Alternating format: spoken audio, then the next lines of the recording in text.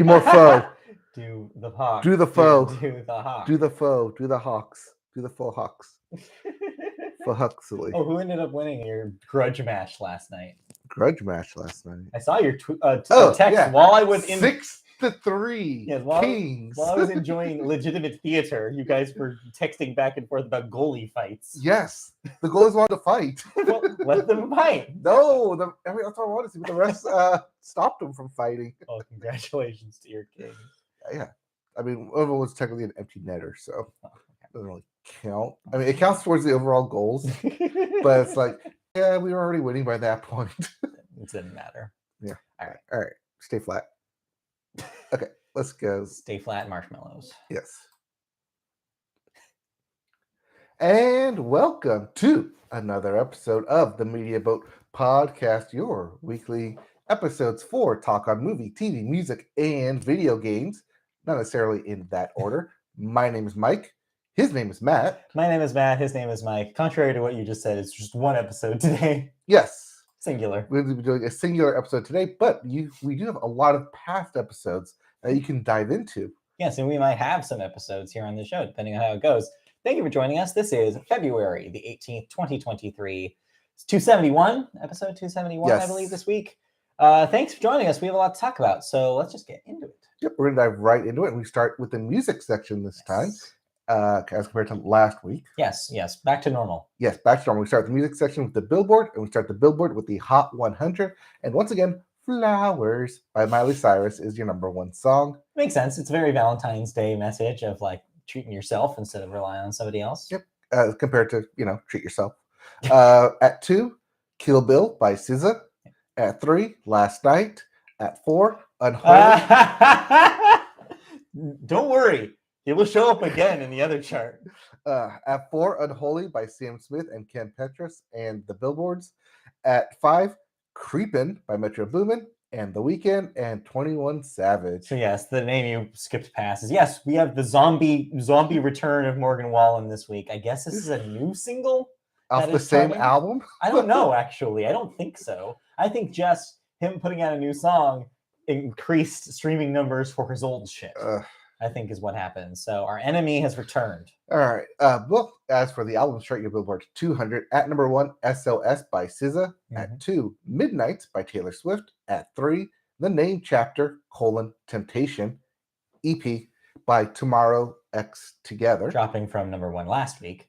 At 4, Dangerous, the double album by Morgan Wallen. Yeah. And rounding out your top 5, Heroes and Villains by Metro Boomin. Next week we will see that Grammy bump, so I imagine that Morgan Wallen. Oh, that's next week. Yeah, I think so. We're always a week off because we're always a week ahead. They do the Billboard charts early in the week. Yep. It's like Tuesday, I think, Tuesday morning. So yeah, by the time we get to do them on Saturday, it's almost been revised. So yeah. If you didn't like any of those albums, we have new releases. We do. Including American Idol runner-up, not winner, High Drama by Adam Lambert. Yeah. I probably should have reversed that because I led with the old American Idol thing. We also have Shook by Algiers. Mm-hmm. Cracker Island by Gorillaz. Yes, those Gorillaz. Yes. Good Riddance by Gracie Abrams. There's no goodbye in front of that. No, different. Also, Good Riddance is not in parentheses. Not time of your life. No, it's not. We also have College Park by Logic. Okay, hold up. I think Logic has retired like twice now. Why is there still a Logic album? It doesn't make sense. There's no logic to it. And then we have Bless This Mess by U.S. Girls, which I think they got off a sign from one of their mom's house. Yes, they probably did. So let's get into the music news then. And this past Sunday, pretty much everybody, tuned into the Rihanna concert. Yeah, it just happened to be surrounded by a football game. But really, the story was Rihanna. It was a good show. I mean, we'll talk more about the Super Bowl later, but I felt like that was a really good medley of songs. Yes, I was wrong. She pretty much did all the songs you said that she would and that I said she wouldn't. Cleverly edited. I would like to give props to my team at work for correctly predicting the opening Yes, song. yes, they did. That was good. That was very shocking that one, she would actually be able to sing that song. Right. And two, open up with it. Sure. I mean, maybe that's why it's like, here's why I'm here, guys. They had my money. They had the money. They had it. Rihanna They showed had up. it ready for me. But yeah, a pretty good medley. I liked the cool moving platforms. Everybody made this joke on Twitter about it looking like a Smash Brothers stage. Yep, I saw that too. I did like the idea of the floating platform. Yeah, stuff. That was really neat. Well, apparently there was a reason for that. Did you see this? No. So they were worried about in the past when they have to move a bunch of shit over the grass, that it moves the grass too much and it affects gameplay for the second half. So this was their brilliant idea was, well, floating platforms. Doesn't touch the grass. Yeah, no one stands on the grass and no one dances on it to scuff it up. Makes sense, right? Okay. So yeah, that's why. There was a practical reason for that. I mean, it didn't really affect the field much because it was still slippery as shit. Oh, well, yeah. But we'll get there. We'll get there. We'll talk about the game. All right. But anyways, because she was doing the Super Bowl halftime show, she was also doing a cover story for British Vogue. Yes. Where the music and business mogul opened up about parenting alongside rapper, parentheses, ASAP Rocky. Yes, believe it or not, they are together. They're still together. And of course, was asked about her plans to release her next album. Yeah, this was interesting because she keeps going back and forth about it. But this seems to be more or less confirmation. So though the writer appeared cautious when asking Rihanna about her long-awaited 6 years to be exact, 9th album, which would be a follow-up to 2016's Anti, Rihanna gave more of an answer than she's ever offered in the years leading up to the more recent Super Bowl appearance. Quote, "I want it to be this year," she said, referring to the collection's release date. Continuing the quote, "Like, honestly, it'd be ridiculous if it's not this year. But I just want to have fun. I just want to make music and make videos." End quote. The story also mentions that Rihanna has not stopped recording music in the past few years because she doesn't know how to stop the music. Yeah, please. Please, she does not know. Please don't. Though she admits her vault of unreleased songs contains sounds and styles she's somewhat grown out of. Almost like trying to dress like you used to dress, but like, nah, we're never going to wear those stuff again. You know, like your taste change and your vibe changes and your body changes and then your mentality changes and you have a kid and that changes things and you still don't get married to A$AP Rocky, so that makes things more complicated than what they need to be. Anyways, so yeah, the story here is that this is more or less the first time she's confirmed it.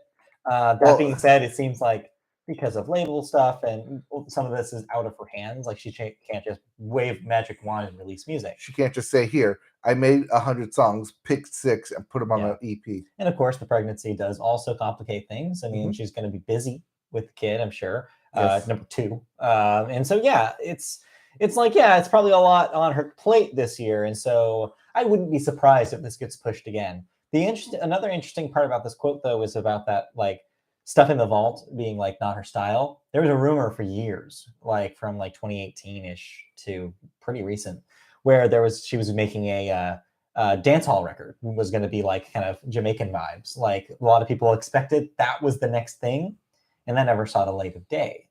This quote has a lot of people wondering, is that what she's referring to? Like maybe she just had that phase and she's over it because she didn't get to release it.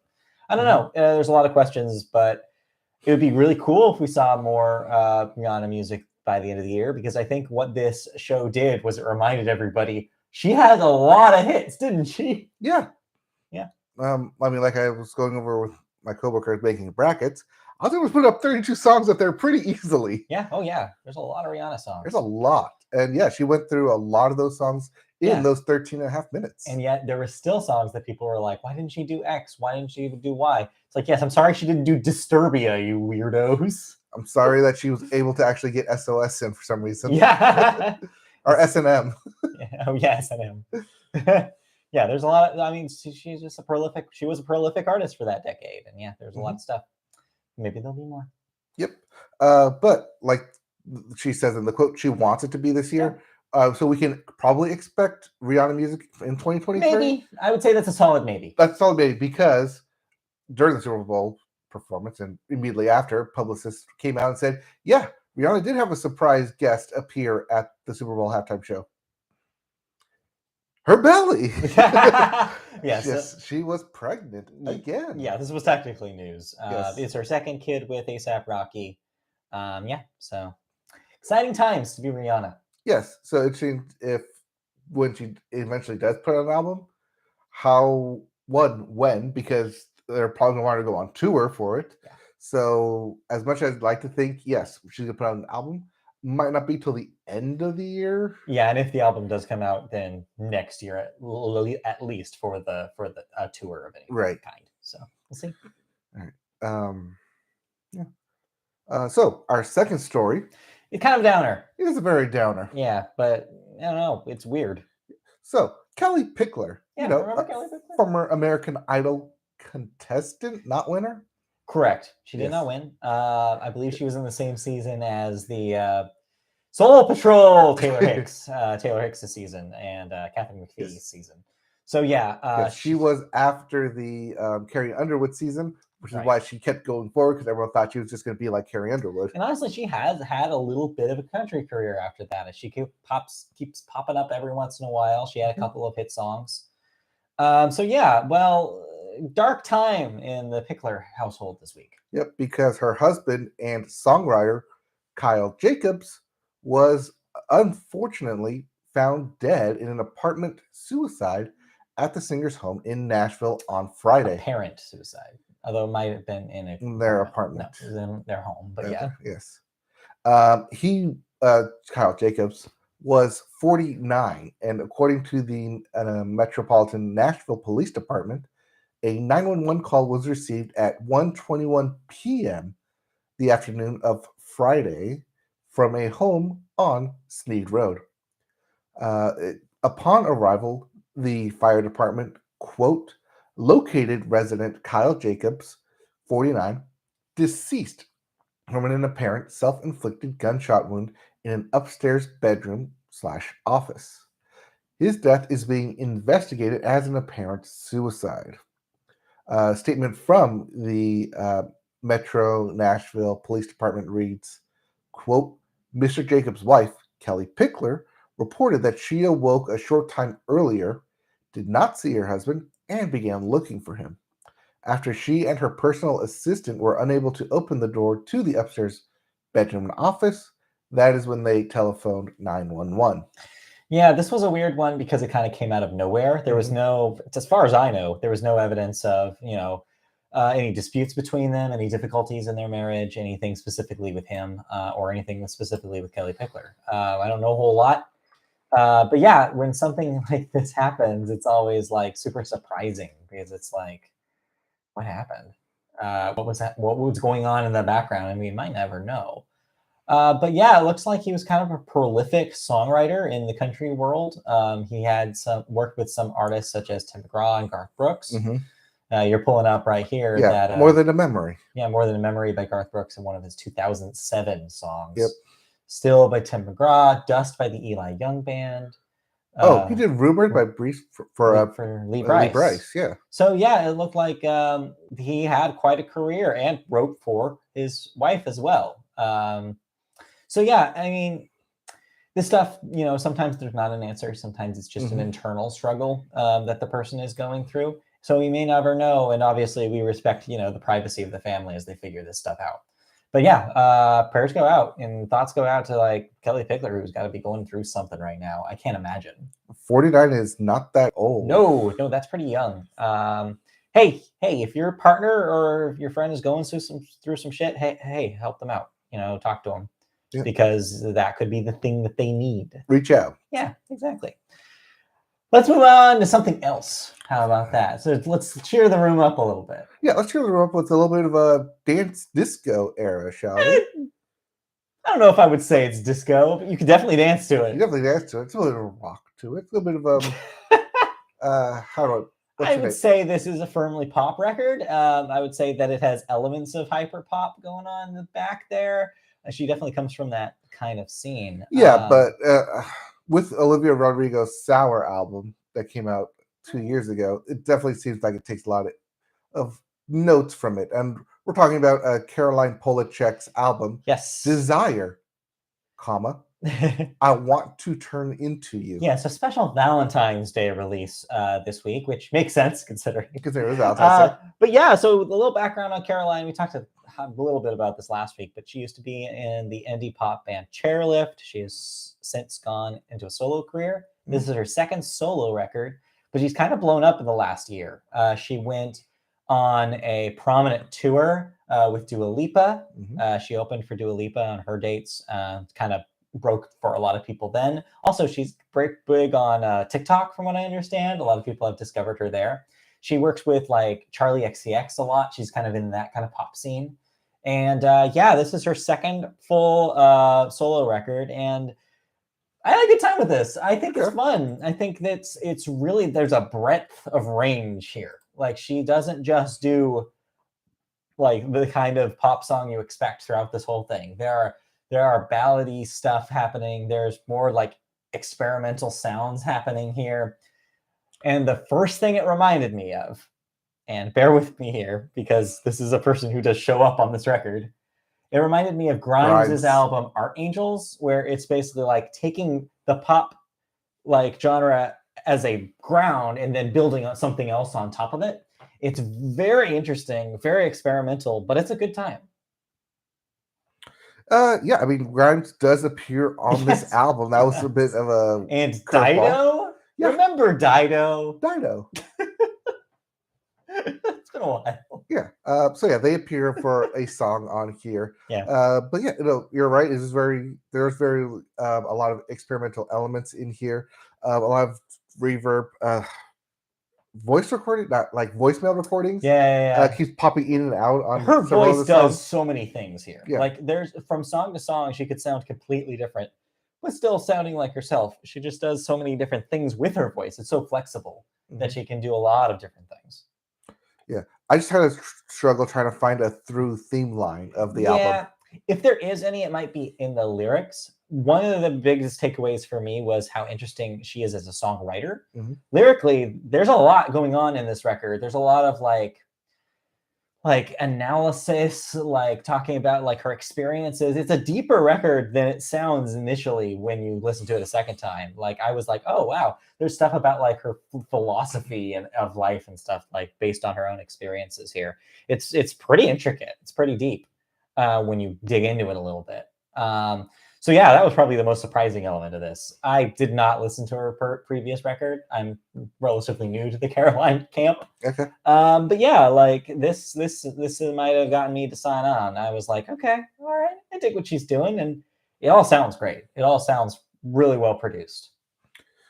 It definitely makes her try to stand out, have her own unique sound. Oh yeah. I'm not sure if it's going to be for everyone though. Yeah, maybe not. I mean, you have to be a little into that kind of more experimental side of pop music. I don't think radio is going to play her, for example. Right.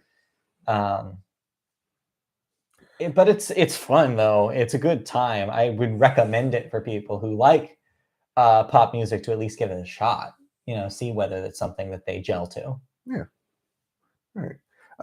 Did you listen to anything else? No, kind of a slow week. This was basically on repeat for me, and still running the Paramore record to see if it maybe grows on me a little bit more. Okay. I feel about the same as I did last week about it.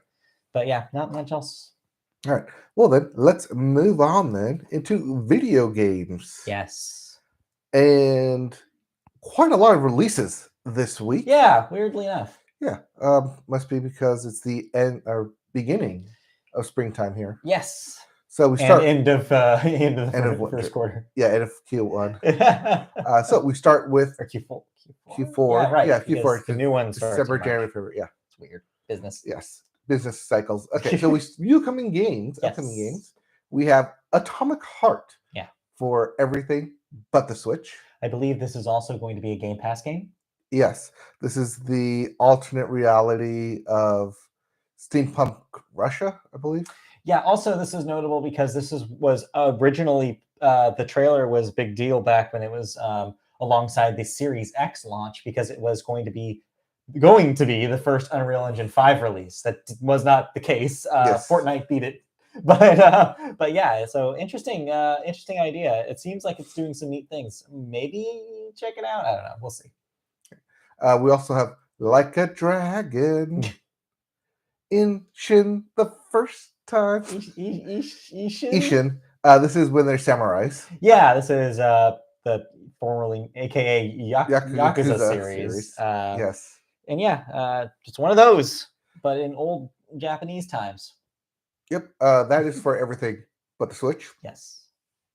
We also have Digimon World, Next Order for the Switch and PC. Gamefly queue now? Well, no, because I tried to find it and I couldn't find it, so I don't think they're going to carry it. Oh, because it might be digital only. Yes, it's digital only, that's you why. have to buy it. Will you be buying? No, because a different game on here I'll probably be buying. Oh, okay. That being Horizon, Call of the Mountain. Wait a minute, but you don't have a PlayStation VR 2? You're right. This is only for PSVR 2. Because that comes out this week. That's it's not a game, so I don't have it on this list. But you should know that if you have a PlayStation 5, VR 2 is out this week. Yes.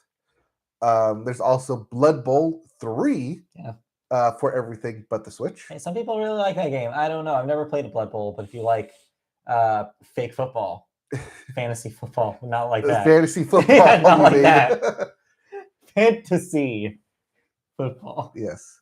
Let's see here. We also have Chef Life, a restaurant simulator. Chef Life? For everything. This is your wide release game. Yeah, one of them. Oh. There's also Company of Heroes 3 for the PC. Can you believe the first one of those came out in 2006? Yeah, well, this is different from the Bad Company, right? Different. Okay, completely different. This is a strategy game. Yes. We also have Sons of the Forest for the PC. Atelier Ryza 3, Alchemist of the End, and The Secret Key for the PS4, PS5, Switch, and PC. The Atelier series never fails to have a weird-ass title. Well, we have a colon and an ampersand in there. Yes.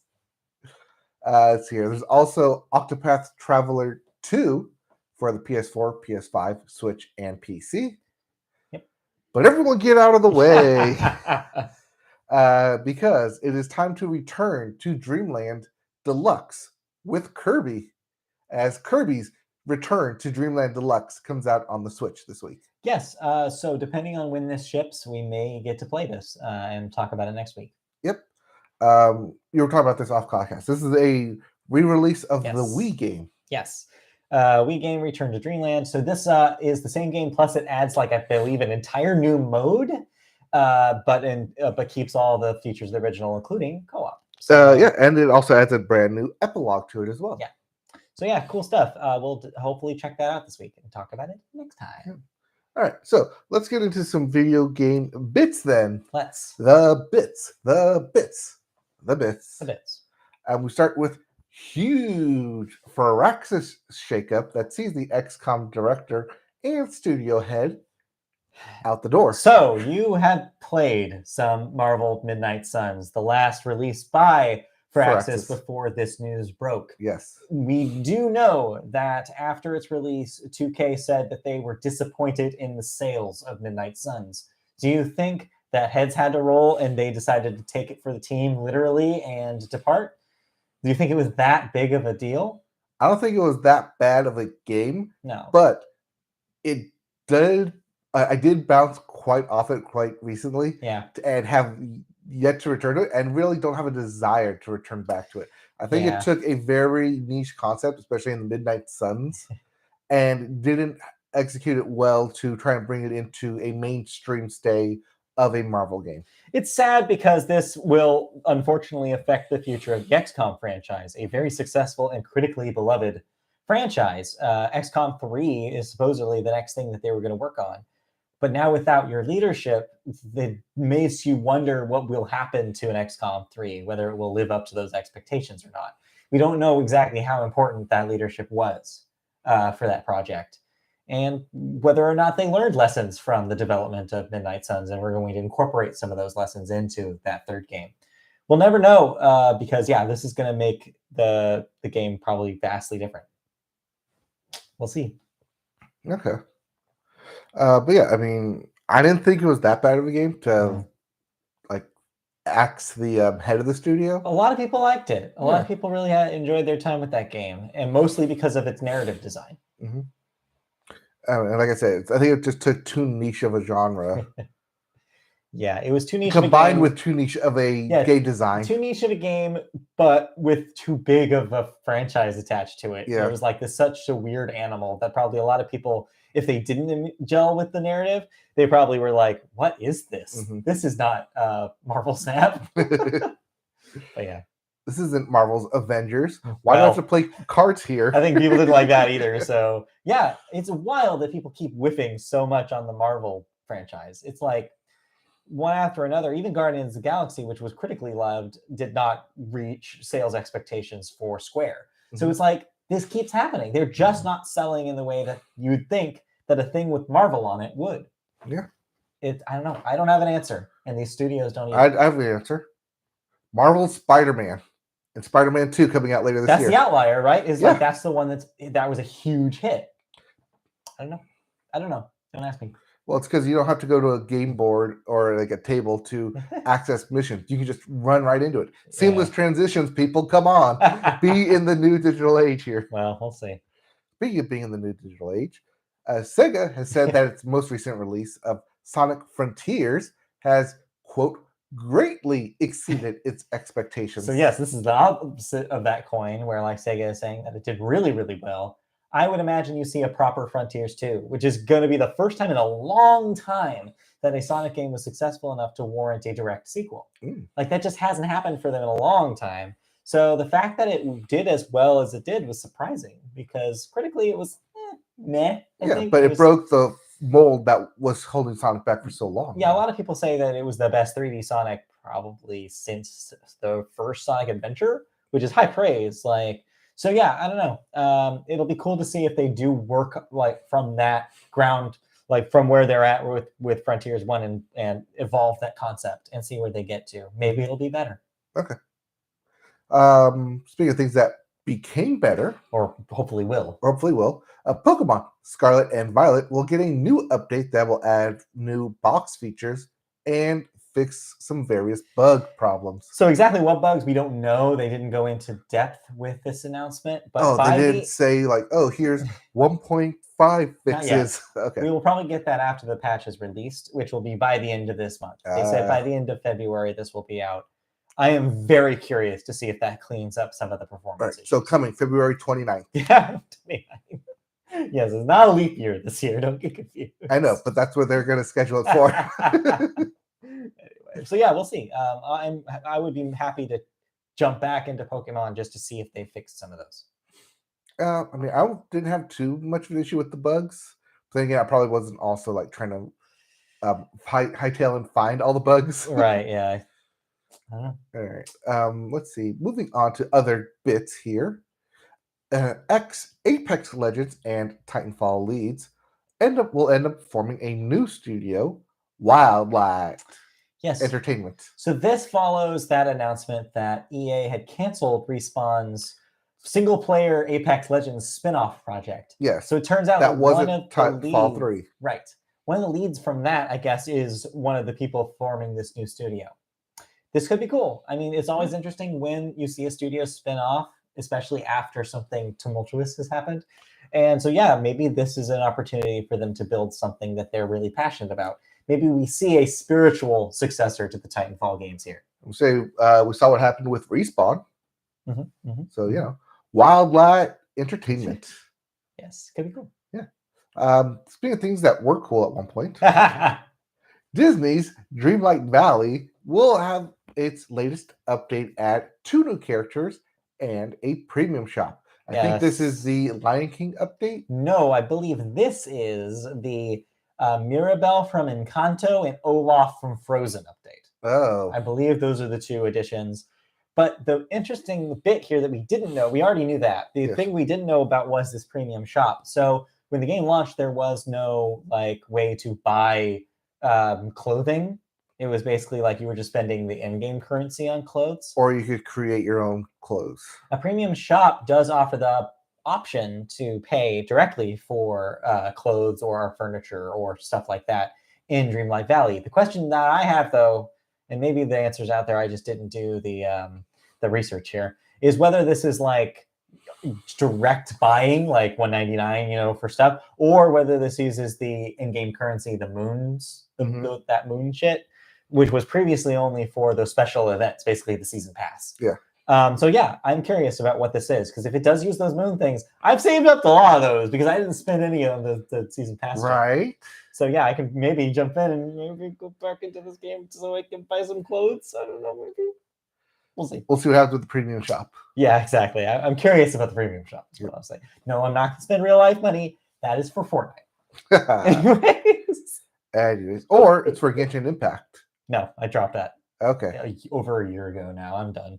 Well, Genshin Impact has also dropped a voice actor after allegations of abuse and underage grooming. Yeah, not great. I don't blame them for dropping this person. Apparently, they only voiced like a character, and that game has a lot of characters. So no big loss, I don't think. So yeah, it's good on them to immediately see that, start message kind of spreading about what this dude was doing and just to drop affiliation with him completely. Good move. Yep. Unlike Activision Blizzard. Yeah. Because their employees are being forced to return into the office soon. This was probably the biggest game story of the week. You saw a lot of Activision employees immediately be like, what the hell? Because they've been working remote since 2020. Yep. One interesting thing here that this headline doesn't go into, though, is Blizzard fought back. I don't know if you saw this, but I guess Blizzard leadership basically told Activision, like, no, we're not doing that. We've made this work over the last 3 years. There's no way that we're going back to this other model. We've promised our employees a certain expectation, and we don't want to go back on it. So for the first time in years, Blizzard did something that is feels like good to support. Like, they've had such a rough time the last few years. Just to hear them actually be on the right side of something is refreshing. Yeah. But yeah, I don't know what this will lead to. I don't know if this is enough pushback to affect Activision's decision-making here. We'll see. This is yet another thing that I don't know if this would be the case if the Microsoft purchase goes through, but we'll maybe never know. Okay. We'll see what happens. I mean, I like working from home. Yeah, I know. Lucky you. Lucky me. I feel for them 2 days a week, which is fine. But yeah, the drive is not fine. No, it is not. No, it's not. Let me tell you. Anyways, just a couple more stories here. Yeah. Double Fine, yes, that Double Fine studio has released a 22-hour documentary. Yes, 22 hours of the making of Psychonauts 2. I have heard that if you want to see the most in-depth video game documentary you've ever seen, where they really get into the nitty-gritty of how development of a game actually works, watch this. Because 22 hours, though. Yeah, apparently it's it's not one thing; it's a series of episodes. But yeah, it's apparently super in-depth. You get to see every step of the process of making Psychonauts 2. If you enjoyed that game, this is probably a treasure trove of fun facts about the making of it. And you're probably never going to get this close of a look in any other studio. They've done this before. Double Fine has made documentaries for their previous projects, including one about their Kickstarted product, Broken Age.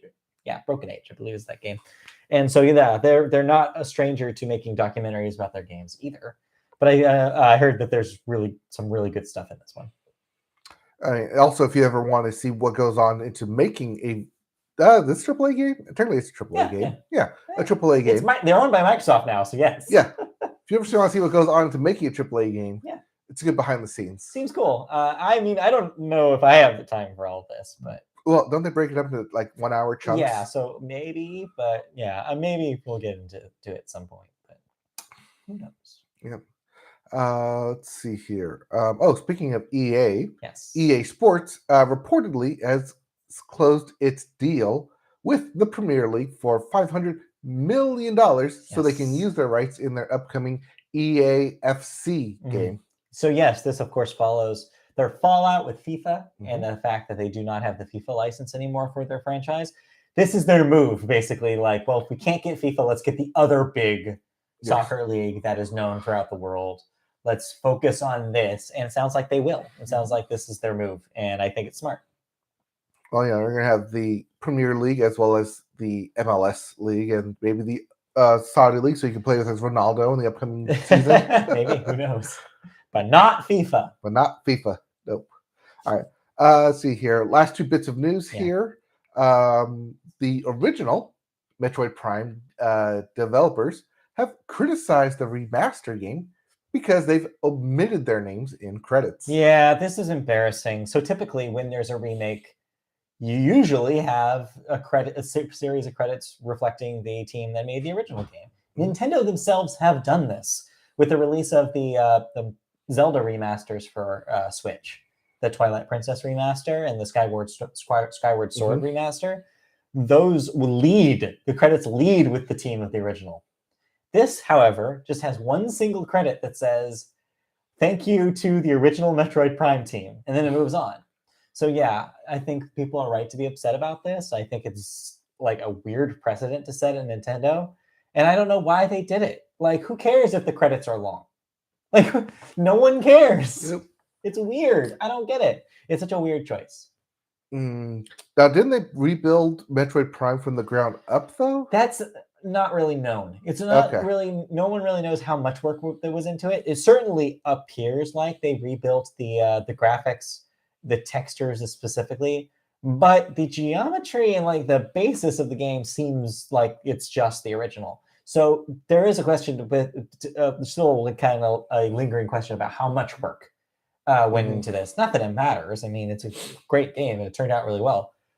But yeah, I still don't think that that's an excuse to leave those people off. I think you absolutely, no matter how much work you do onto it, I think you have to give credit where credit is due. Those original programmers and artists. So disappointing. Pretty disappointing. Yeah. And lastly, in video game news, technically it's video game. Yeah. The crossover to the movies. Right. And crossover to television and sports. The Super Mario Brothers movie. Yes. Superbowl ad has brought back the Super Show rap.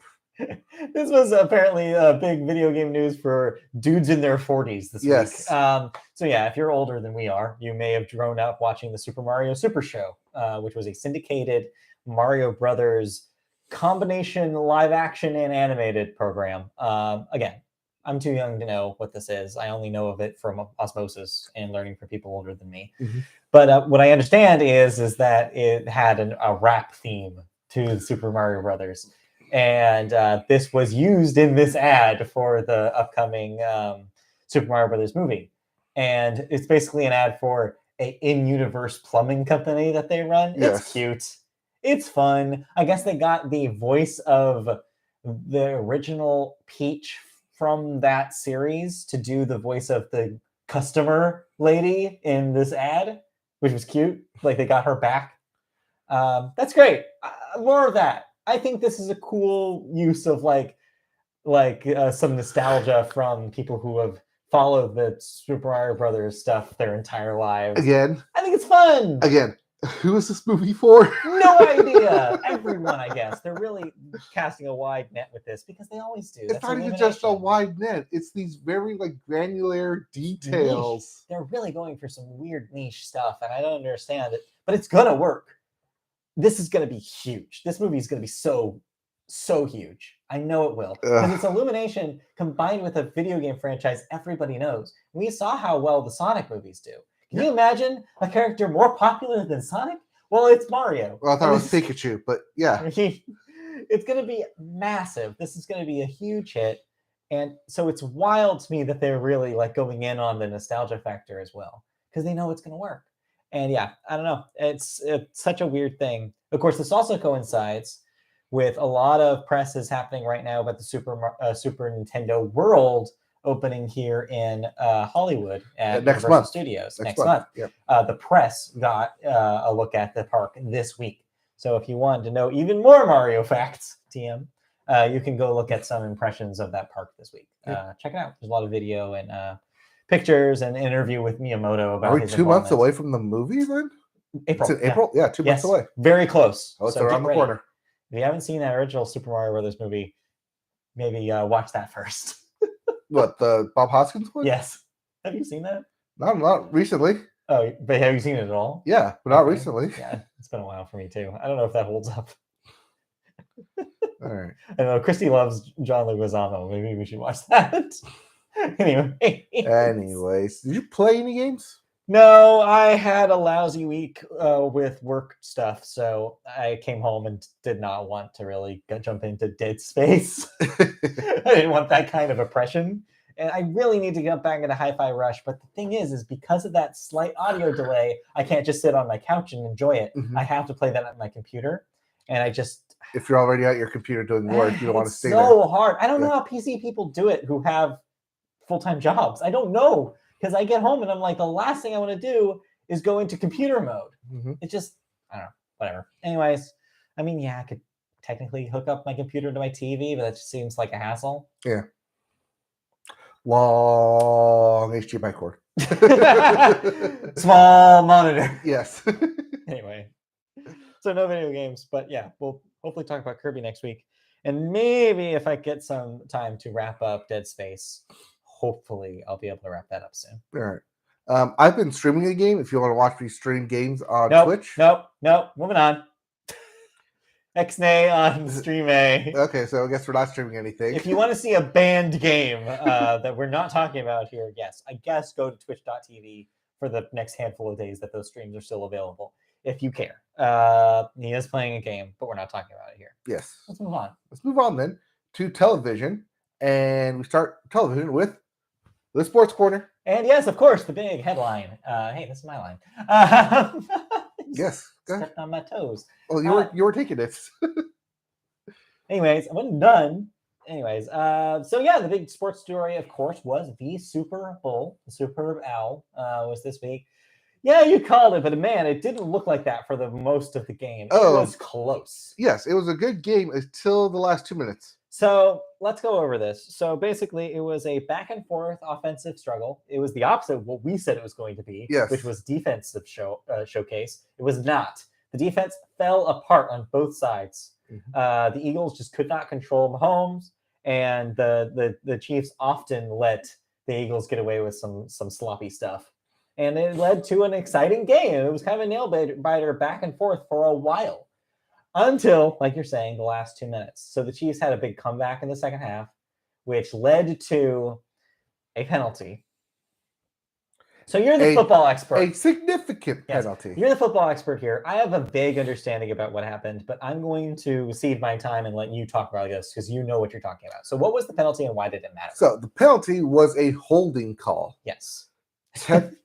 This is what the rest do when they do a I holding know. call. I love the ref stuff. Yeah, it's a holding call. Holding. So holding is when the defensive back holds the receiver from breaking off into his routes. Yeah.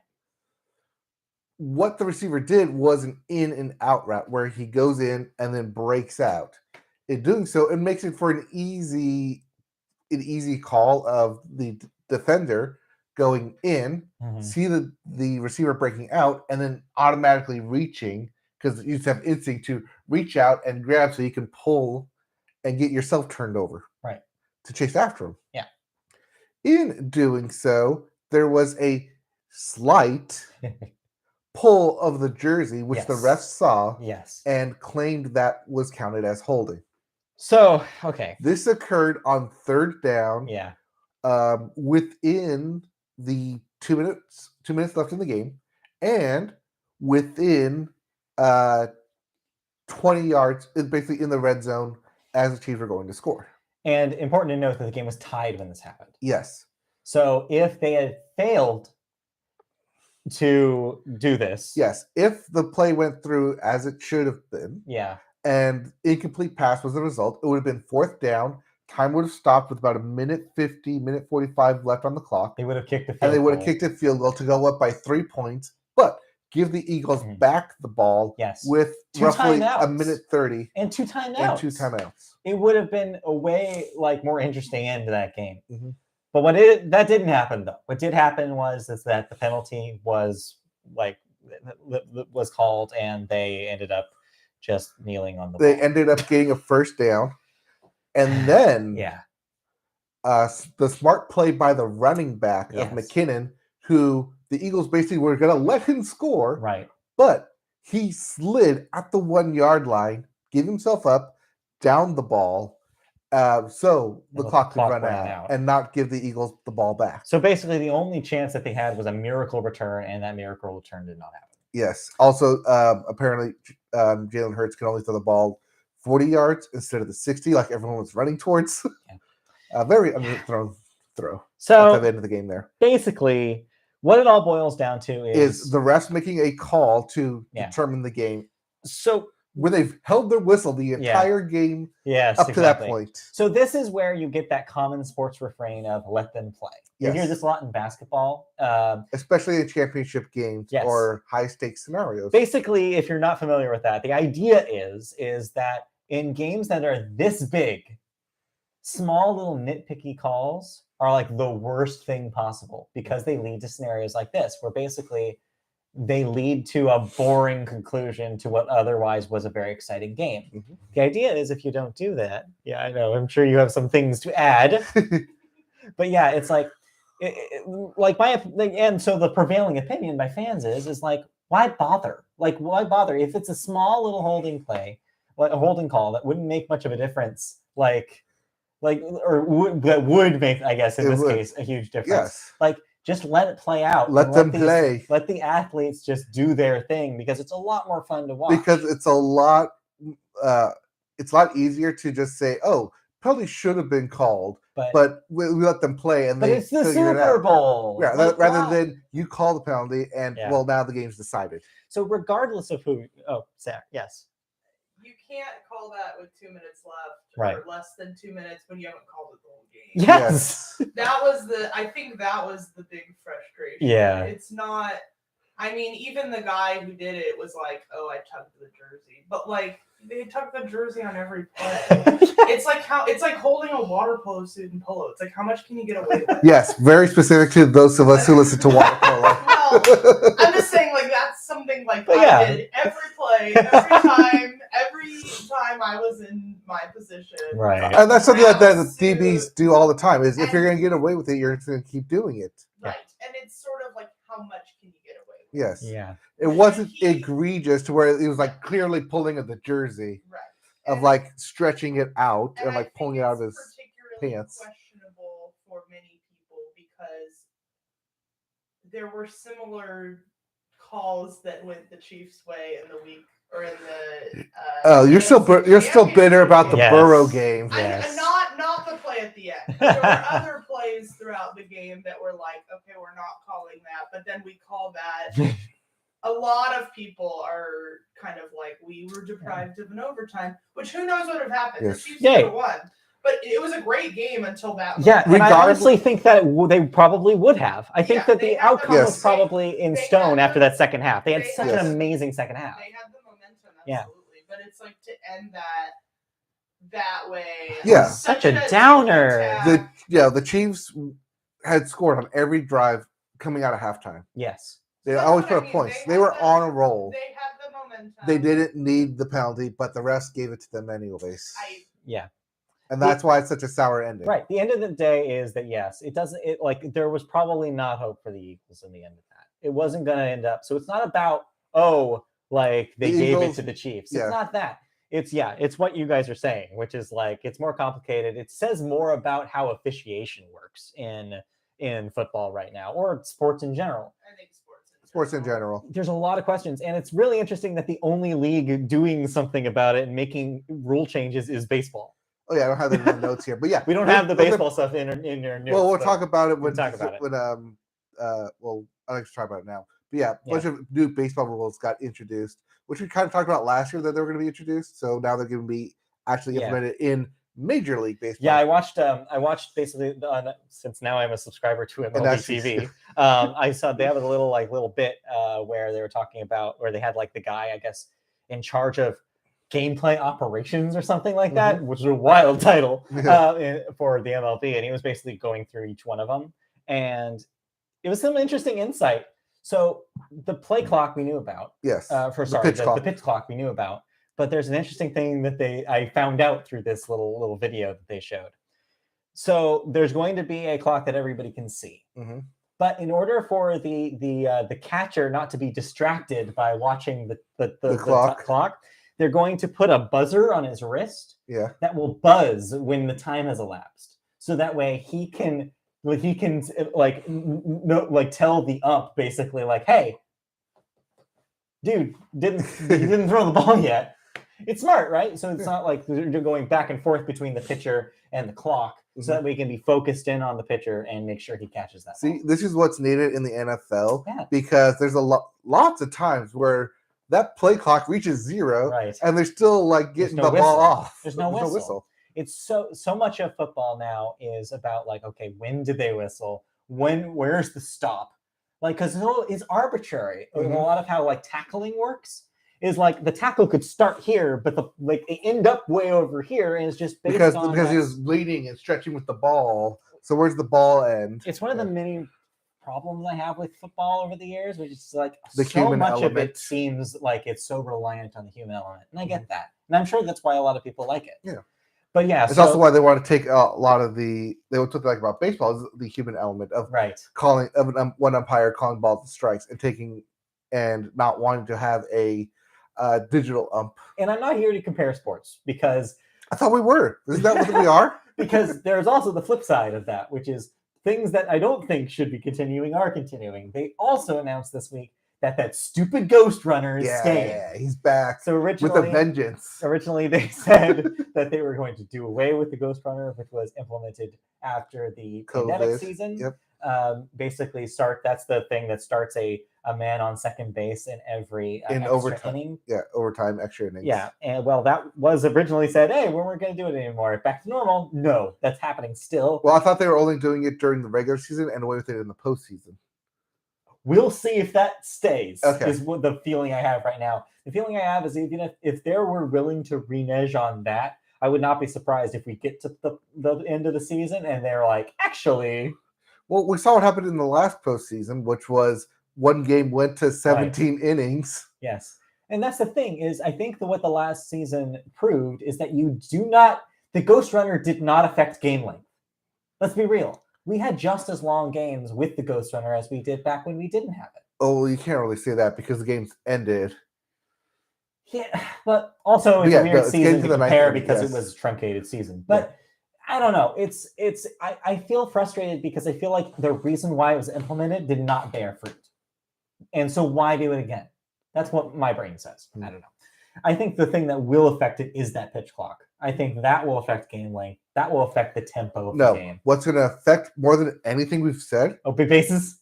Huh? Big bases? No, not just big bases. Not big bases? It's the shift, the elimination of the shift. I'm curious about that. They want more singles. You can't have someone standing over second base and just hit it up the middle. Like, that's a single. Oh, no, he's running over there. Okay, you're ready for craft singles. It'll be really interesting for teams that like to play kind of old school, like contact ball, where it's like a lot of singles, a lot of small plays. You can't have someone standing 20 feet out in the outfield. It makes me mad that Joe Madden isn't our manager anymore because that's how you play like in 1985, right? Yeah. Like you start doing that small ball, and man, I'm still pissed. Eliminated the shift. You got to stand on the sand. Stand on sand. Yep. So spring training next week. Yes, pitchers and catchers are reporting. Also, anyone who is going to be a part of the World Baseball Classic reporting. Yes. As of Thursday. Those games will start in 2 weeks, I think. But first games. Yes, those games start beginning of March. First games of spring training, though, are the 24th and 25th for most teams in both leagues. Mm-hmm. So I think one of the first. I think on Wednesday there's only like 2 to 3 games. I think there's like Boston's playing. I forget, but and then World Baseball Classic is in the week after that, starting on Monday the 6th. So get ready. Baseball's coming. Baseball's coming. All right. But if you're not ready to get football yet. Yes. The XFL is about to kick off. That's today, as of this recording. This is the new XFL. That's the Rock presents. Yes. The Rock president Are you or excited presides about this? over the Because I feel like XFL. nobody is talking about this. Look, everyone's talking about the USFL. Had a Which good doesn't season happen last year. until next month, right? Or Yeah, April? that's April. Okay. So, so there will be both the XFL and the USFL running simultaneously. Is there too much football?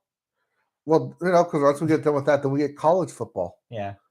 And then we get the D League, and then we get back to regular football. In August, it never ends. It never football ends. everywhere. Truly. They want part of that $1 billion money. Yeah, guess so. Anyway, in sports entertainment, speaking of The Rock, we have the WWE Elimination Chamber Tonight. What is that? Is that like a battle royale? No, 100 wrestlers enter. no, it's similar to like the Rage in the Cage. I Hell in don't the know Cell. what that is either. The Hell in the Cell. You know what that is? No, I don't. Okay.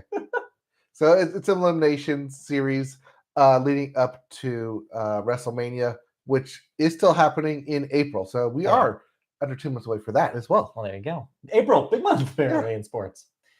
And then lastly, for your NASCAR fans, the season starts this Sunday with the Daytona 500. Yep. My mother, who lives in Daytona Beach, sent me the picture of, I guess they did a test flyover. Yes. So that she's got all a nice picture, very close, of all the jets flying over in preparation for the flyover on Sunday. Yep. So racing, who's your favorite? Austin Cindric. Cyndaquil? The Pokemon? Yeah, Cindric. So I call him Cindric.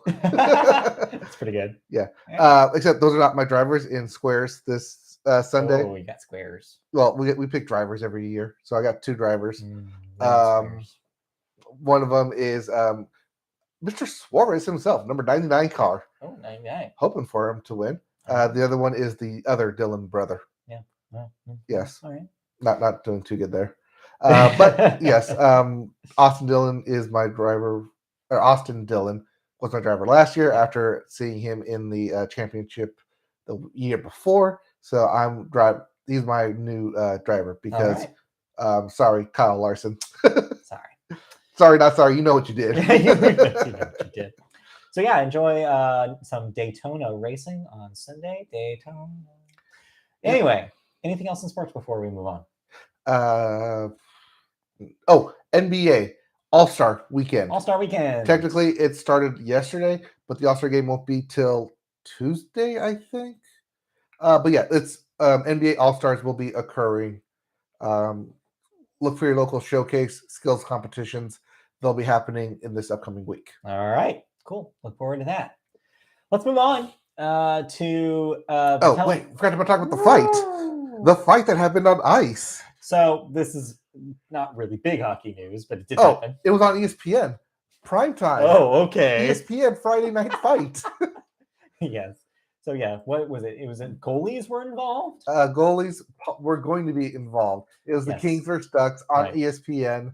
The Ducks players maliciously slid into our goalie, and one of them even sucker punched our goalie, to which our goalie, Phoenix Copley, who just re-signed with the Kings for an extended year, decided to pummel the defenders, which got him ejected. And as he was being escorted out of the ice, the other goalie, Gibson, for the Ducks, was standing at center ice, pounding his stick, saying, "Let's go." But the rest wouldn't let them fight. Well, no, because that's too risky. No, let them fight. Yeah, whatever.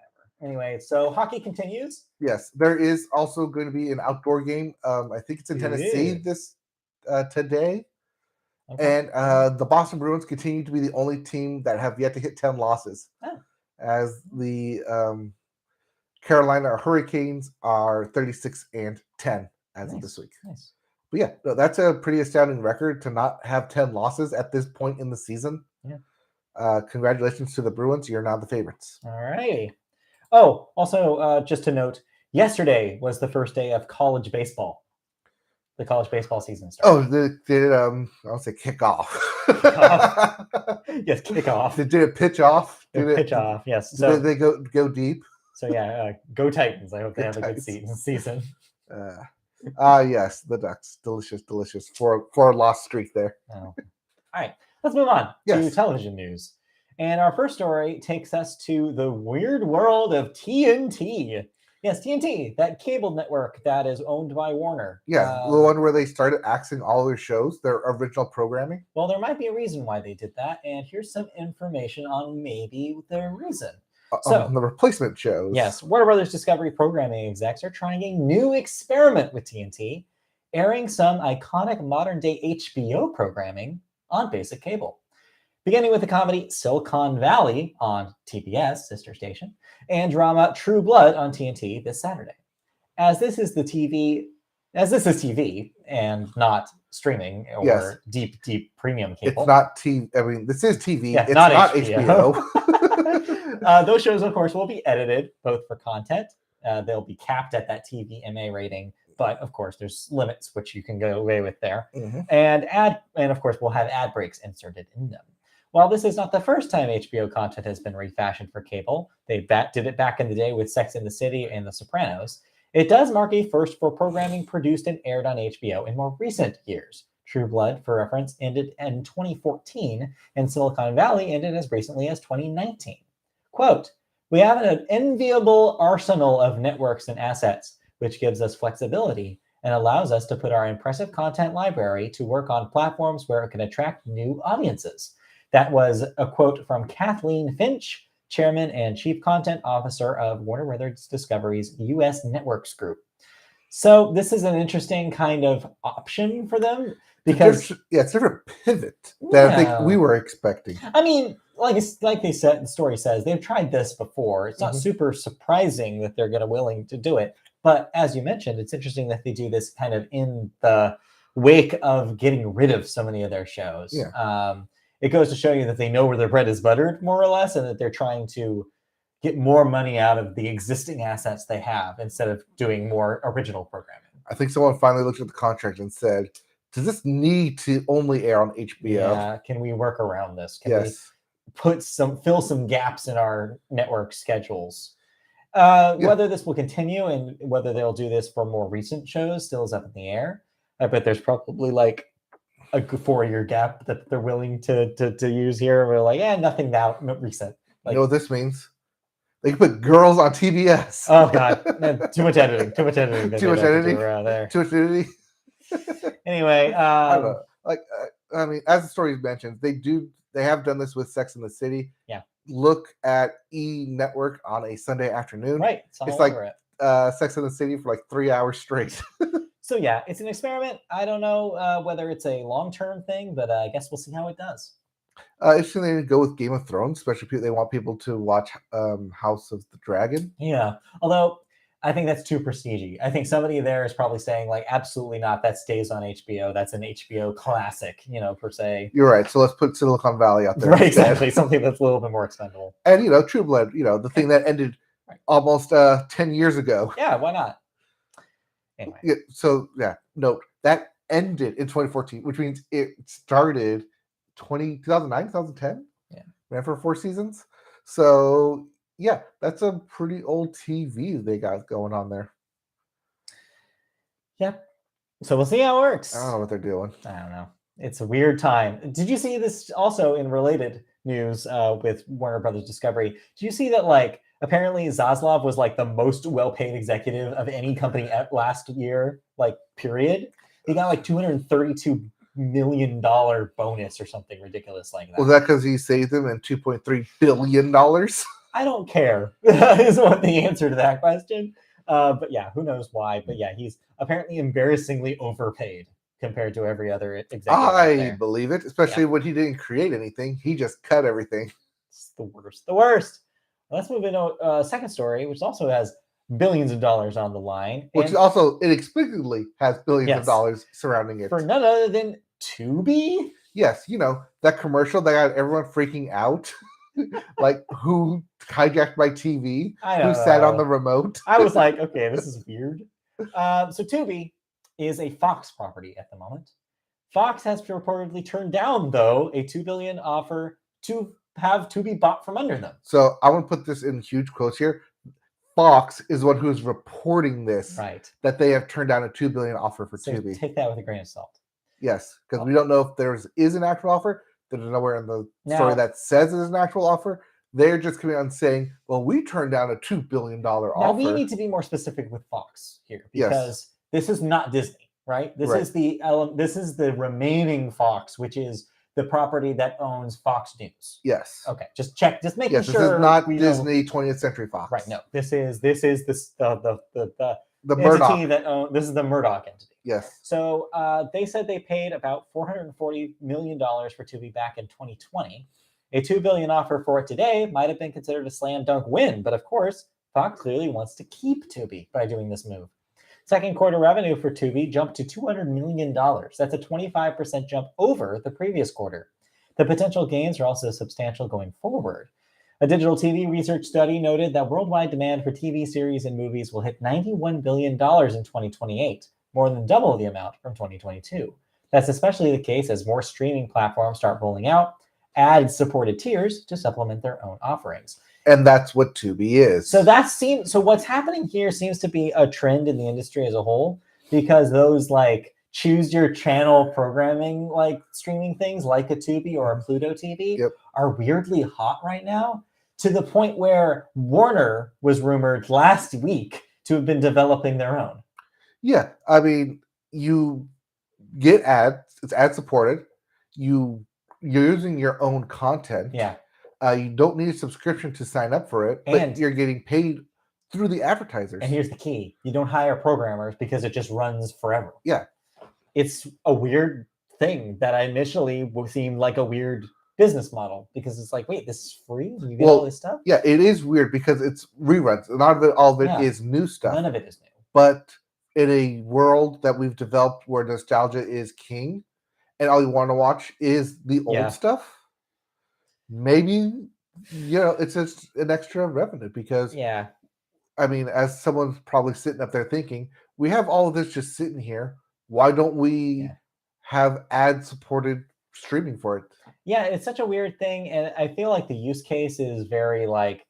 niche. Yeah, because I've tried to watch some of that stuff, like Peacock's built-in one I've tried a few times, but they repeat the same stuff over and over within again. like an hour or 2 hours. Yeah, and it's like, if it was more genuinely random, maybe there'd be something to it. The Pluto TV Jeopardy channel, for example, does something similar, where it's like, oh, you can watch old Jeopardy. Well, old Jeopardy has a limit. Yes. They really only show stuff within the last like 5 to 6 years. And it's like, well, I've seen all of this before. So yeah, there's potential to the model, but you have to do it well. So it'll be interesting to see what Tubi continues to do. Well, Tubi did spend a lot of money for that Super Bowl commercial. Yes. So clearly they have money behind them. And speaking of which, that's a perfect segue into Super Bowl commercials. Talk about some of those commercials. Since we've talked about Rihanna, we talked about the game. Yes. Let's talk about those commercials. Not a great year. No, nothing really stood out. I was actually expecting some bigger movie trailers, especially that of the Marvels, which later this week, or later past Super Bowl and earlier this week, they announced that the Marvels was going to be pushed back from summer to November. Yeah. Unfortunately. But we'll talk about Marvel and all that later. Yes. Commercial-wise, I mean, I'm trying to remember ones that I thought were memorable, and I'm struggling right now. I like the Bradley Cooper ad, T-Mobile ad, but I also felt that was very off the cuff, last minute. We'll just say do something here.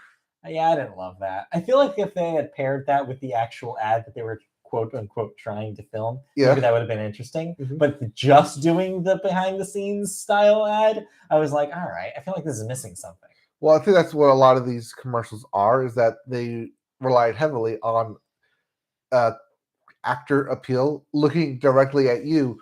Pepsi, Diet Pepsi, Pepsi Max, whatever you were. Yeah, which was basically just like, hey, we got celebrities to drink our drink, basically. Yes. And it's good. We brought back... Or is it? Yeah, which is, by the way, a weird ad campaign to me. Yes. Because it's almost identical to the Coke Zero Sugar ad. Both of them are saying, hey, you may or may not like this. Maybe try it. And I'm like, that's such a weird message. Like, why would somebody be excited to try something that they know is only a 50% chance they might like? What is happening with these soda companies? Just say it's good. That's all you have to do. Well, it is good. Or am I an actor just saying it's good? That's. I feel like that negates your point in a way. Well, that's why I like the old commercials where they did like the quote, blind taste testing. Oh yeah, the Pepsi challenge is Yeah, Pepsi classic challenge. because it was a more like realistic version of that same idea. And it was shot in a more realistic It was kind of telling- guerrilla version. Yeah. It was telling you it was so good that you were going to taste it immediately knowing that it was going to be better than the competitor. That's smart advertising. This, whatever this is not. Also, while we're on the subject of brand confusion, the Coors Light, Miller Lite, Blue Moon Yes. thing, that just seemed... I know they're all owned by the same bunch, which is why they could do it. Yeah. But I'm just like... Is this a Miller Lite ad? Is this a Coors Light ad? Why are they both in there? And then all of a sudden you throw Blue Moon at the end? Yeah, I came out of that thing being like, I don't want to have any of these now. I'm like, I don't get what you're trying to advertise to me. In that same Bud Light vein, the Miles Teller Let's Dance to Hold Music. It was fine. I think that was cute. I like that idea because everybody knows that hold music. And so it's kind of like a nice little, yes, but notice how they gets it. never drank the actual product. They were You just can't- dancing around it. Yeah, you can't. I know you can't. That's a classic element of Yep, I booze know, you commercials. You can't drink the you can't booze show on consume. camera. But anyway, yeah, I thought that was one of the ones I liked a bit more so than most of them. The Maya Rudolph M&M's thing just did not click. Oh yeah, called that for all my friends who are like, Yeah. they're canceling M&M's. Like, No, nope, it's just Super Bowl. It did not click because I feel like they were missing an ad in the middle. Yes. And I think that most people agree where it's like they did the Maya Rudolph thing. It was like, oh, this is the fake product, obviously. Yes. But then it goes, the next time you see the M&M's is they're like, hey, We're back. But what Did was you the ever middle go? step? I feel like they skipped something, Yes. right? Or it's like, and everybody's like, wait, did we miss an ad? No, you didn't miss an ad. They just didn't have that middle thing, which Yeah. was like, they should have had an ad being like, No. Their ad was on Twitter where you could Oh. follow the drama of them hiring Maya Rudolph. No one knew that. Exactly. Yeah, so that did not work as intended. They're trying Yeah. to do like the extra step social media marketing if you follow that, but if you don't and you just watch the Super Bowl commercial, it's like, oh, Maya Rudolph doing M&Ms and they're Mayas now. Yeah, I don't get it. Yeah. And it's like, yeah, I feel like there was a lack of those classic feeling ad. Where are the Clydesdales? Yeah, that's what I was going to ask. Where's the Budweiser Clydesdales Yeah, where ad? are they? And like, where's Coca-Cola? Just not there? It was a weird year. It's okay though. Jesus gets us. Oh God. Don't even get me started about those things. Yeah, it was just such a weird vibe this year. I mean, yes, we are probably way beyond the time at this point where Super Bowl ads mattered, Yes. where they feel like an event. They're not Especially that when people literally pay to not see ads anymore. Yeah, right, exactly. But yeah, I don't know. It just, off here. Not really much to talk about. All right. So back to last week. What was the first Super Bowl past kickoff? Or what was the first commercial past kickoff? Oh, yeah, it was a weird QR code thing, right? Well, no, that was one of them That was for one of the was it like Clash of Clans or whatever and the thing it was. No. No, it was some other game I've never heard of. Yeah. Yeah. They spent the money, though. They spent the money. They wanted that first ad space, and yeah, we didn't remember it. At least there were fewer crypto ads than last year. Yes. Like 0. No Matt Damon, no. Well, there was still the QR code, but it was still crypto. That's true. All right. Anyway. Anything else about the commercials? Not really. Anything else about the Super Bowl in general that we didn't cover? Yeah, I mean, as a package, I think that if that game had ended better, I feel like it would be easier to be like, yeah, that was a good time. Yeah, it was a good time. It's a harder- classic. It's harder to say that. Especially because the sour note at the end. Yeah, exactly. Speaking of sour notes at the end. Oh boy. So Netflix has a plethora of reality TV shows that they film. You could say that they've almost created a Netflix universe of reality shows at this point. Yeah. So what happens if you take all these different elements, these all different characters from these different reality shows, and put them together on a house where they have to hook up with each other?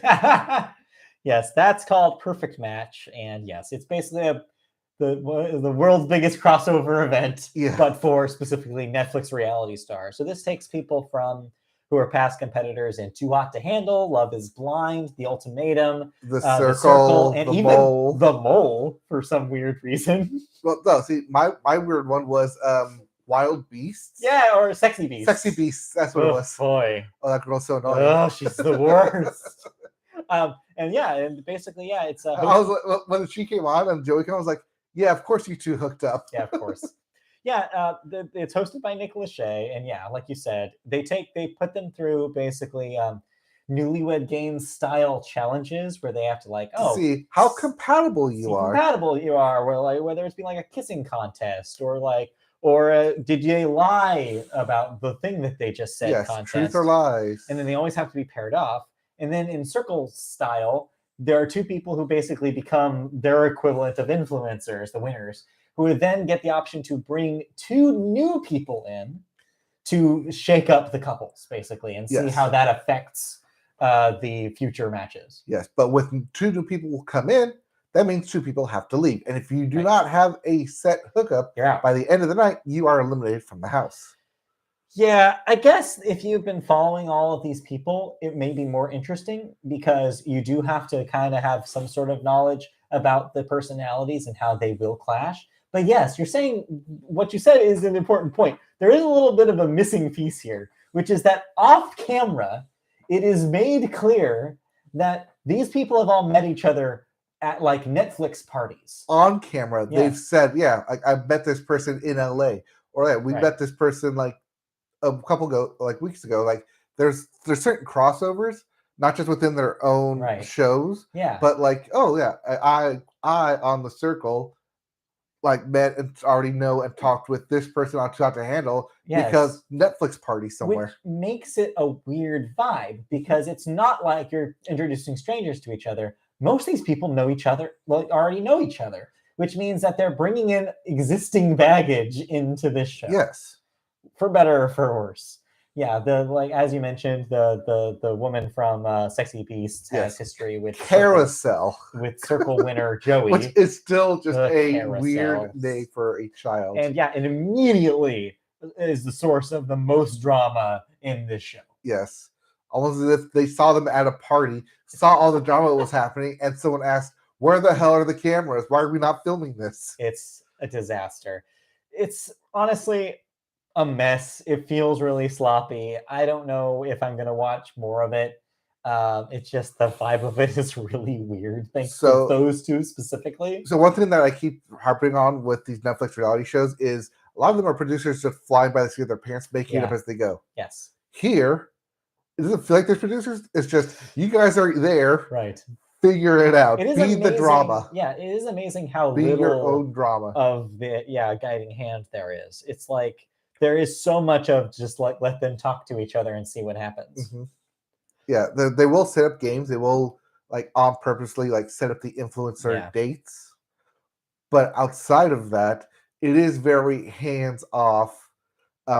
Like there's no like Nick Lachey's not popping in and saying like, "Hey, you should go talk to this person," or you like now you two are going to go on dates now just to shake things up. No, they're doing it on their own. And now, of course, there is room as this season goes on for them to do more stuff, like to have more surprises. If the circle taught us anything, is that there could be some wild ass shit that the producers will introduce later.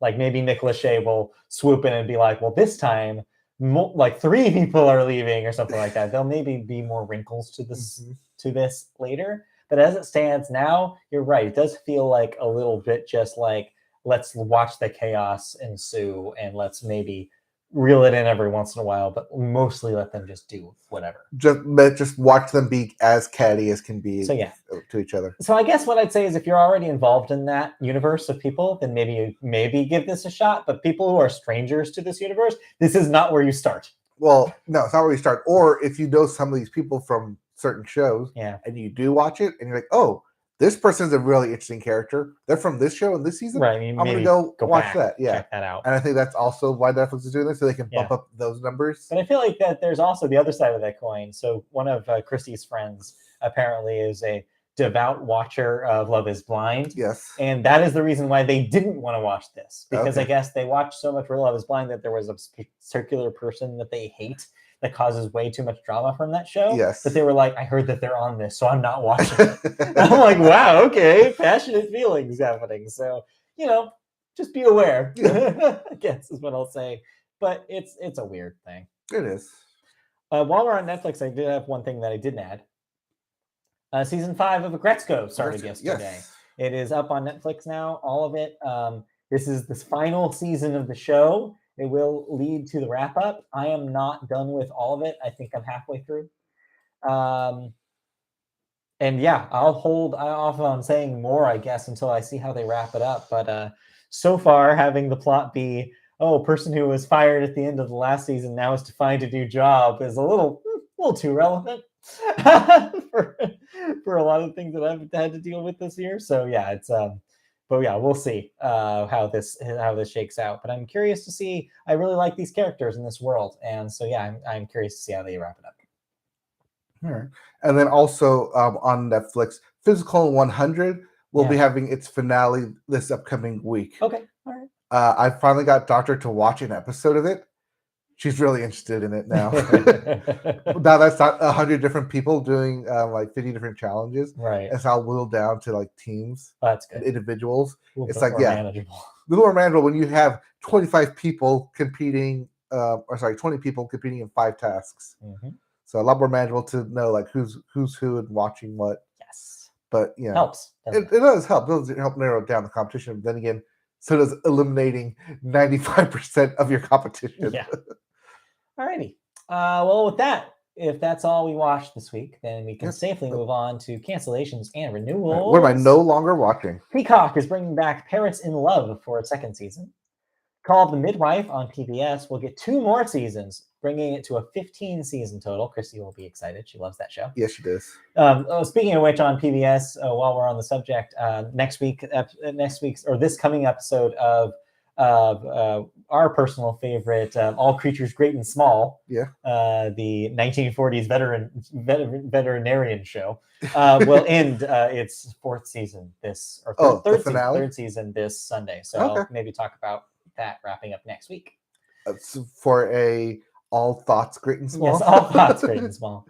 Next up, The Mole, we just mentioned. Netflix will get a 2nd season. Are you excited for another predictable season of Netflix's The Mole? I hope it's more unpredictable. Yeah, we can cross our fingers for that one. Yes.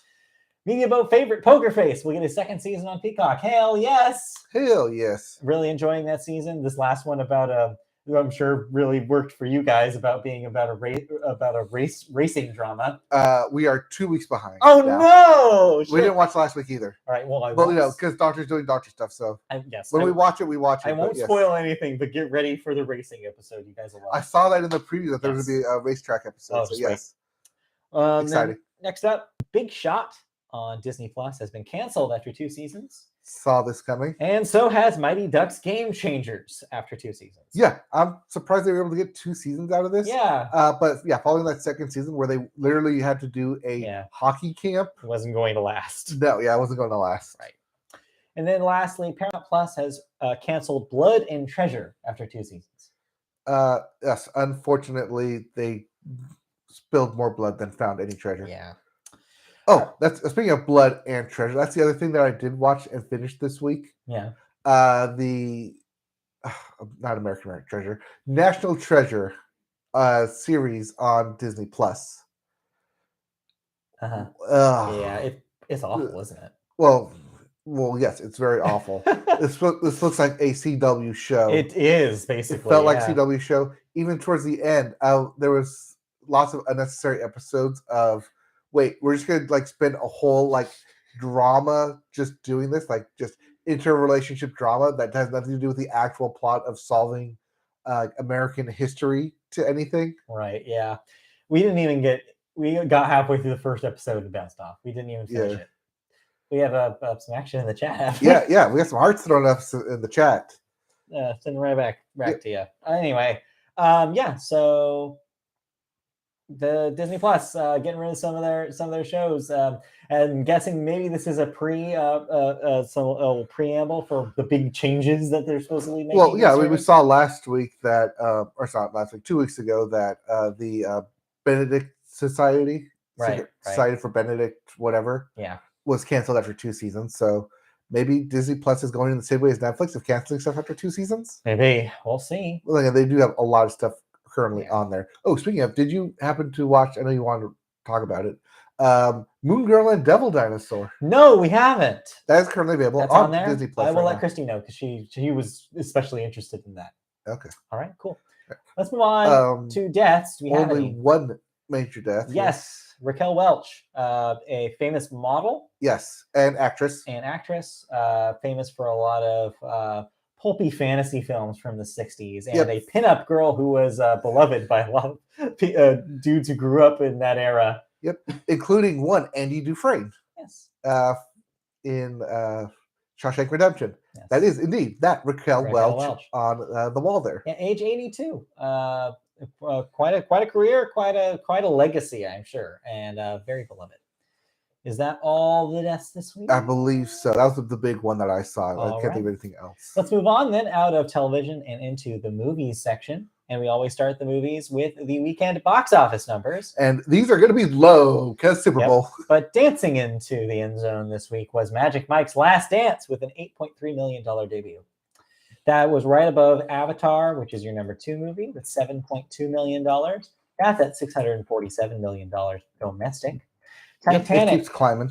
Yes, that Titanic, thanks to a 25th anniversary re-release, even though it's technically 26th anniversary this year, made 6.7. Well, I get the end of the year. End of the year. It rolls semantics. Over. Yeah. $6.7 million this week. That adds to its all-time total and ensures that it will forever remain in that top 5. Top 5. Yes. No, 8. No. Top 10. Yeah, top 10. This is lifetime. This is lifetime domestic at 6.7. I want 6.7 overall. Right. Overall worldwide. There you go. That's what I want. It's number 3. Number 3. There's that's what you're looking for. Yeah, with $2.2 billion. Yes, it jumped back over Avatar: The Way of Water. Yes. Anyways. So yes. Anyways, James Cameron has 3 of the top 5. Yeah. In all-time worldwide box office gross. There you go. Then at number 4, 80 for Brady continues with $5.8 million this week. That's at 24.7. Mm-hmm. And rounding out your top 5, Puss in Boots: The Last Wish, still there, $5.5 million. That's at 158. Still not on Peacock. But do you know what is on Peacock? What is on Peacock? Coming later this month, M3 Wow, already will be on Peacock. Christy's gonna be excited about that one. Yes. All right, cool.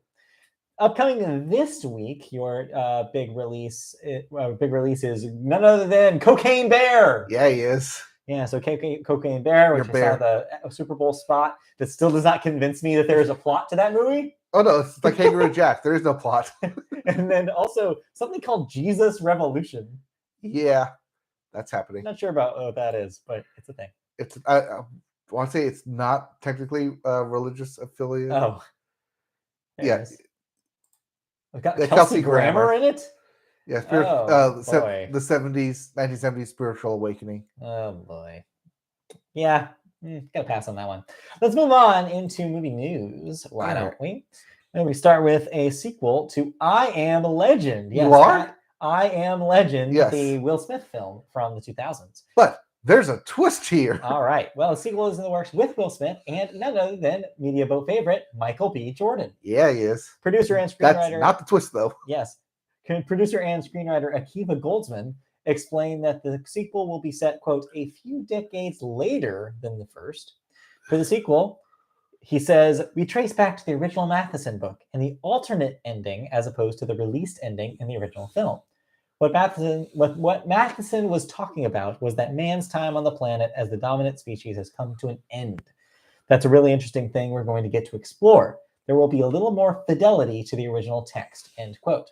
The original movie was, of course, based on Richard Matheson's 1954 novel of the same name, and that alternate ending, in case you're curious, is on the special edition DVD release of the original I Am Legend. So if you go dig up that DVD, watch that alternate ending, that's the canonical ending going into the sequel. Yes, or look on YouTube for the alternate ending. But yeah, weird. I don't think this ever happened where the sequel is referencing the alternate ending. It's an interesting move, but I get why you do it. Well, you have to do it that way because otherwise you can't get Will Smith back. I see. That makes sense then. Because of the original theatrical ending, Will Smith does the hero sacrifice at the end, so our new protagonist can escape to safety. But if you want to have Will Smith for the sequel, he can't really survive a total grenade explosion. No. Blowing up his lab. Spoilers for I Am Legend. There's no amount of plot armor that can protect him. So, well, there you go. Do you So have any, instead, rewrite on it. have any nostalgia or like reverence for I Am Legend at all? It was a good concept, but yeah, the ending just Yeah. kind of got ruined there. Right. So the fact that they're kind of acknowledging it Yeah. and saying, yeah, we're going to use the other ending as a canonical ending A now. little bit of revisionist thinking here. Yes. Well, hopefully it works out for him. I like Michael B. Jordan. Yes, everyone loves Michael B. Jordan. Everybody loves And Michael B. Will Jordan. Smith in the same movie. What a year. He's got this and at some point, and then also Creed 3 coming soon. What a year for Michael B. Jordan. Well, it's not. No, this is going to be in production. This isn't going to come out this year. Okay. Fair enough. Yeah. Anyways, let's move on to our second story here. Hey, Fred Astaire, famous for his dancing skills and movie stardom. Yes, famous to being paired with one Ginger Rogers. Yes. Well, Paul King, the director of the Paddington movies. Weird, but okay. Sure. But has come aboard to direct Sony Pictures' untitled Fred Astaire drama that has Tom Holland attached to star as the Golden Age film and dance star. The film centers on the relationship between Fred Astaire and his sister Adele Astaire. The two were inseparable for more than 20 years, moving out of a simple Midwestern vaudeville act in the early part of the 20th century to Broadway and London's West End in the 1920s. Adele Astaire was initially the face of the act, but eventually Fred's consummate stage skills eclipsed hers.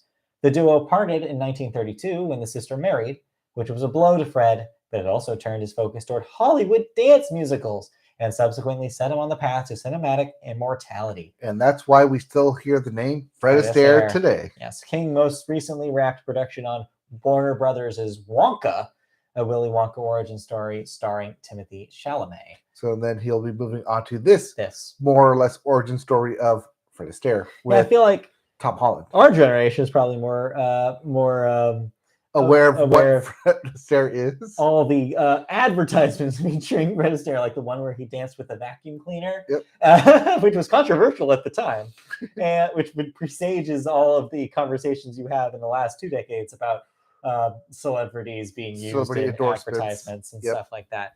And then also for that one time that he danced with Tom and Jerry. Now, does Tom Holland look anything like Fred Astaire, though? No. Yeah. But hey, they'll make it work, I'm sure. And then, I don't know about that Wonka movie. You don't know about it? I don't know about Maybe that Song and Dancing it with Timothée Chalamet? I don't know about Timothée Chalamet. In that role, whatever. All right. Not for me.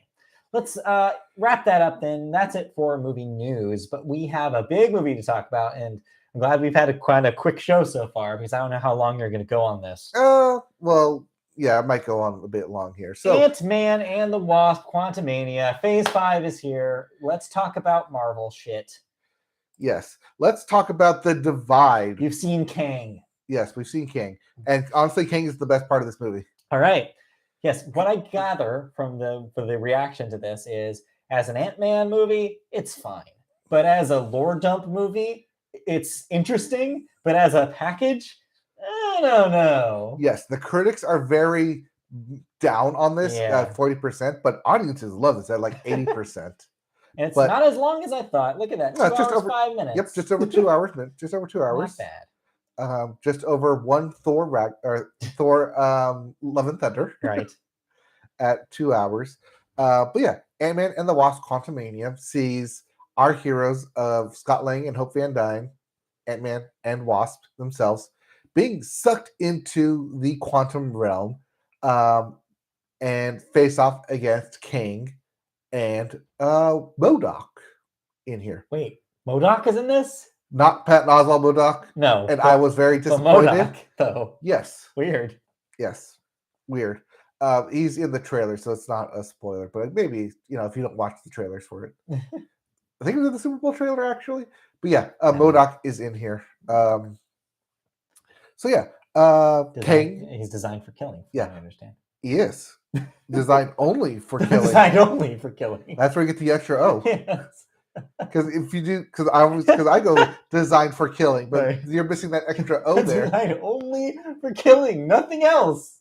Yes. Just for killing. Only killing. Yes. So the concept of MODOK is hilarious to me. Yes. Even Paul Rudd does make the MODOK joke. Yeah. Because of course you have to. That's just MODOK. MODOK. Designed only for killing. MODOK.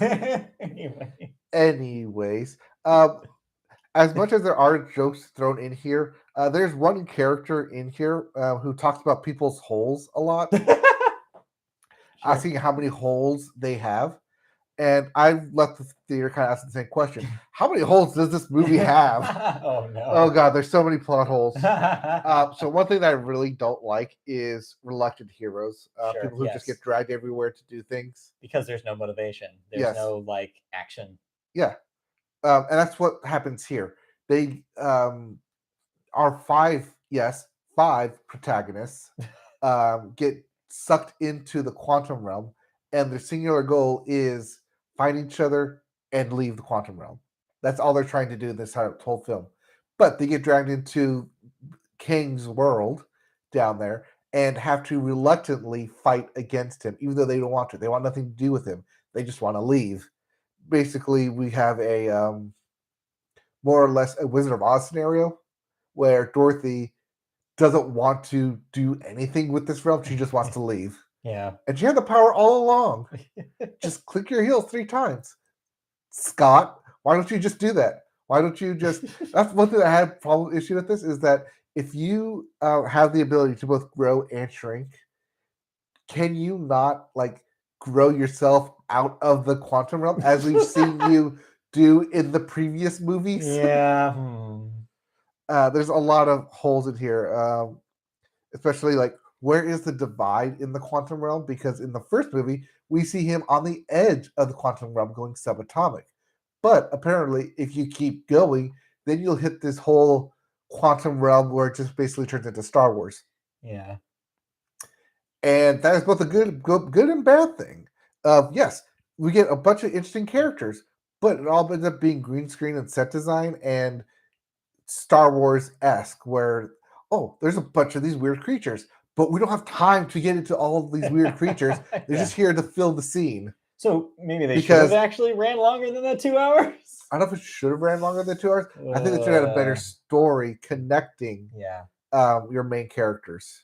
Because, well, I was talking with the doctor about this, and one thing I wish they did was make the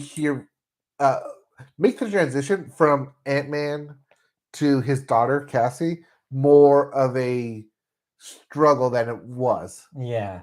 More of, here, I'm going to show you how to be a hero. I'm going to show you what it means to be a hero, instead of Cassie and make Cassie more headstrong and wanting to take on anyone. Because that seems to be on paper what you would do with those characters, right? Yeah, that would be the arc. That would be the arc of Cassie goes headstrong into the quantum realm. Cassie goes headstrong into helping out everyone that she can. And then Paul Rudd's character would have to be like, wait. Like, I'm an expert. I'm the expert here. Listen to me. Yeah, listen to me. How do we know we're doing the right thing? I thought I was doing the right thing when we were like going into the quantum realm the first time, and then boom, Thanos appeared and it turned out not to be the good thing. Right. Or like I thought it was a good thing that like we saved the universe and brought everyone back, but apparently not, because like people in houses and the whole like deal with Captain America and the Winter Soldier of like, how do you deal with that? Like unintended consequences. And I think that would have been a better film they don't do it. That they don't do in here of Ant-Man trying to teach his daughter about unintended consequences. Because I guess maybe they did think about it like, oh, we've done this already, and maybe that's why they kind of dodged that plot. But it would have been so much better movie than what we got, because a lot of this was, we already shot this scene here, but now we got to make it connect because we're doing reshoots and edits. And there's, especially in the beginning, there's a bunch of edits back and forth because they get split up, but you don't have enough time to stay with either one of them because it wants you to go back and forth so much. Yeah, I feel like it seems like they traditionally use these Ant-Man movies as like palate cleansers, but they do not only that, but I don't even think that's true, because what I was going to say is I think they use them as vehicles to get the story of the rest of the larger thing rolling. I don't know why they always put this stuff in an Ant-Man movie. Yeah. Why do they need to?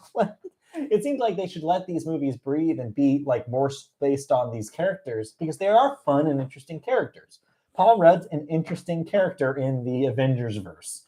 Like, let these characters breathe, let them do their own thing. And it seems like constantly these movies in this trilogy are Is this 4 or 3? This is the third one. Okay, 3. Like they constantly seem like they're saddled with having to intro so many story elements for Mhm. the larger universe that they don't have enough time to delve into those personal stories. They also took out one of the main characters that made Ant-Man and the Wasp so unique, Yeah. and that's the city of San Francisco. They use San Francisco a lot in those first 2 Yeah. Ant-Man films to basically establish this is not New York. This is its own thing. We're on the West Coast here. We're West Coast Right, Avengers to over differentiate it. here. Differentiate it. Not here though, because they immediately, like literally within the first 10 minutes, get sucked into the quantum realm, and then it's just they're there for the rest of the movie, and you're like, well, this is basically like cosmic era. Then, like I said, it becomes Star Wars at that point. This is more closer to like what Doctor Strange is doing than it is for like, or even Guardians of the Galaxy, than Ant-Man 1. Yeah, than what Ant-Man is. Yeah, that's disappointing because I really enjoyed Ant-Man 1. I did not see the second one, and so like because I've kind of heard similar. You and a lot of people. Yeah, because I think I've heard similar things from that one too, which is like the fun part about that first movie is the characters, and you lose a lot of that when you make it more complicated. It also feels like there were certain scenes that they shot initially to like set up the film, but then had to do a bunch of rewrites because technically Ant-Man and the Wasp was not supposed to come out right now. This was supposed to be the summer movie. All the Ant-Man movie has been summer movies. Right. But because it's further along production, they moved it up. And then subsequently the Marvels was supposed to come out this past week and start phase 5 is now pushed back to November. Which reverses it because it would have made more sense if it had, because you would have had more people remember what happened at the end of the Ms. Marvel series. Yeah. Then now it's going to be like, wait, that was like a year ago. It would have been a year ago from Ms. Marvel, yeah. Yeah, and like it's really going to be hard to recall. Yes, the shuffling that Marvel is doing is very chaotic at this point. So yeah, I think it is just like a victim of the business of running this franchise. It's also a victim of knowing where you need to go by the end, but also trying to keep as much mystique in the story. Because for those first 2 acts, they play a lot of the pronoun game. There is a very lot of beware of him. We don't go near him. We don't he rules in this world now. And anybody knows what they're getting into, knows who that is. Yeah, so it doesn't give away anything. Right. And there's very little fake outs of like, is this the guy? Is this the guy they're talking about? No, it's none of that. Especially like if as a comic book, not just as a comic book, but like literally on the poster, they're always talking about Kang. Yeah. Then that kind of fake out, while maybe good in a script reading, doesn't translate well to film because you've already cast and already established who the main villain is by this point. Yep. Yeah. It seems like an unfortunate result for a franchise that could have been a lot of fun. And I feel like is getting buried under the weight of the Marvel universe. Yes. It's unfortunate. Poor Paul Rudd. There are a lot of stuff that they should have done. I think there's some stuff that they definitely reworked and reshot, especially towards the end, because they wanted to make it make people be around or not around for specific situations. Yeah. Without going into spoiler territory. But it will be interesting to see how this movie will determine the rest of phase 5, because this is the start of the new phase. Yeah. This is also the first one that, even though it addresses like the snap in the first 5 minutes of the film and like what happens post snap, it's the first one that doesn't dwell on it, doesn't bring it up outside of that first 5 minutes. Okay. Well, interesting, but yeah, unfortunate. But like I said, Jonathan Majors is great in here. I think he's going to do great in the series as a whole. I mean, that's just like the shining point in an otherwise holy movie. Well, good news. We're going to see a lot more of him. Yeah, we are. All right. Well, because he is just recently reportedly going to be appearing in the Loki series coming out later this year. Got it. Well, we'll have to look forward to that. Any other movies this week? That was the big one. That was the big one. All right. Yeah, nothing else that I saw this week. Nope, nothing else. That means we can wrap up the movie section, and that means we are done with this week's Media Boat podcast.